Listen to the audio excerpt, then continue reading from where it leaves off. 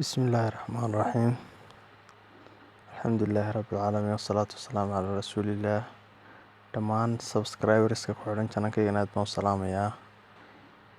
Maanta waxaan jeclaystay bal inaan sameeyo group WhatsApp ah oo dhammaan subscriberska channelkayga ku xidhan ay isku weydaarsadaan fikradaha, wixii cilada la soo dhigo lagu cilad saaro, wixii technology cusub la soo dhigo, asxaabtu yacni ay isku bartaan oo xitaa channeliskooda waxyaabaha ay soo dhigaan ay groupkana soo dhigi karaan.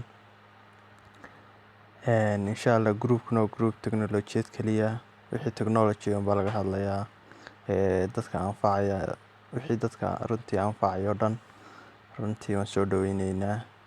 Groupkuna waa groupkiini kusoo biiri karaysaan.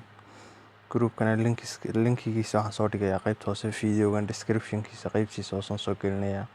insha Allah linkiga isticmaala, groupkana kusoo biira. insha Allah wax badan baad ka faa'iideysaan. insha Allah groupka wuxuu baa shuruudihiisa ka mid in la soo dhigo wixii ka hadlaya technolojiyad ama computer ha noqoto ama smartphones ka noqote in la soo dhigo.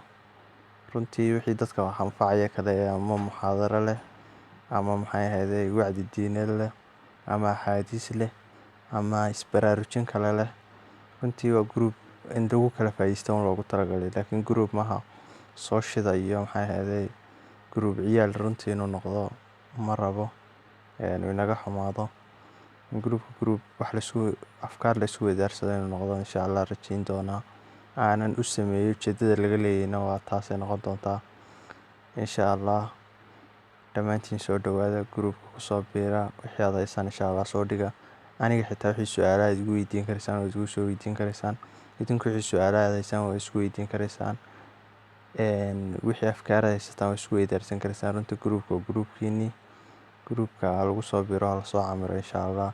linkigiisana qaybta hoose description-ka soo dhigayaa. insha Allah groupka lagu soo biiro. intaasan insha Allah maanta jeclaan idin la wadaago.